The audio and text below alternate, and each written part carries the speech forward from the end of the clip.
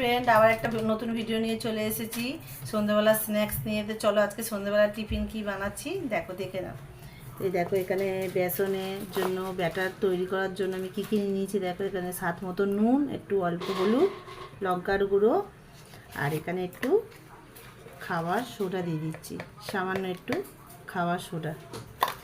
আর কি ভাজবো তো সেটাও দেখাচ্ছি। দেখো এখানে টমেটো বেসন দিয়ে ভাজবো, টমেটো ফ্রাই করব। আর এখানে হচ্ছে বাটার কাপা, মানে আলু দিয়ে বেসন দিয়ে ভাজবো। তো এই হচ্ছে সন্ধ্যেবেলা টিফিন বানাবো। চলো দেখতে থাকো, পুরো ভিডিওটা দেখতে থাকো, খুব ভালো লাগবে। তো চলো ব্যাটারটা রেডি করে নিই। ব্যাটারটা রেডি করে নিয়েছি। তার এখানে দেখো দুটো জিনিস ফ্রাই করব, সেই জন্য এটাকেও নুন দিয়ে মাখিয়ে রেখেছিলাম। তো এখন দেখো তেলটা গরম বসিয়ে দিয়েছি, আমি তাওয়াটা বসিয়ে দিয়েছি গ্যাসেতে গরম করতে। তেলটা আমার গরম হয়ে গেছে। তো এবার দেখো এক একটা করে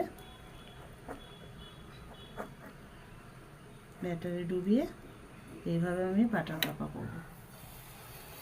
তো কার কার এই বাটার কাপা ভালো লাগে আমাকে অবশ্যই কমেন্ট করে বলো। বৃষ্টির দিনে ঠান্ডা ঠান্ডা একদম, আর সন্ধ্যেবেলার এরম টিফিন জাস্ট জমে যায়। আর কি চাই, সাথে ভাজা থাকলে সন্ধ্যেবেলা বৃষ্টি ভেজা সন্ধে। আরেকটাই দেখো টমেটো দিয়ে দিচ্ছি। তোমরা বাড়িতে এইভাবে বানিয়েও ট্রাই করে দেখো, খুব ভালো লাগে। বেসনেরও এরকম করো। এটা টমেটো দিলাম, এটা বাটার দিয়েছি, মানে আলুর। এভাবে আমি সবকটা দেখো। তো এই দেখো সবকটা আমি ছেড়ে দিয়েছি, দিয়ে এবার পাল্টি মেরে দিচ্ছি।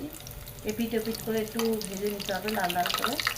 তো গ্যাসটা আমি স্লো মিডিয়ামে রেখে দিয়েছি, যেহেতু তোমার জোরে করে দিলে কী হবে, ওপরে ভাজা হয়ে যাবে কিন্তু ভিতরে কাঁচা থেকে যাবে।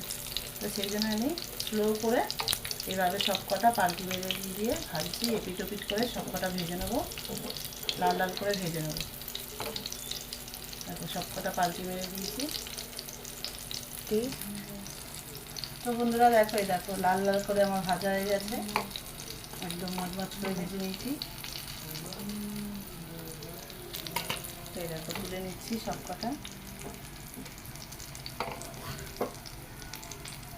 কত সুন্দর হয়েছে দেখো, খেতে একদম জাস্ট দারুণ লাগবে। তো তোমরা বাড়িতে এইভাবেই ট্রাই করো, খুব ভালো লাগবে খেতে। আলু তো অনেকেই খেয়েছো, টমেটোটা খেয়েছো কিনা আমাকে কমেন্ট করে বলো এইভাবে কেমন লাগে। বানিয়ে খেয়ে দেখো,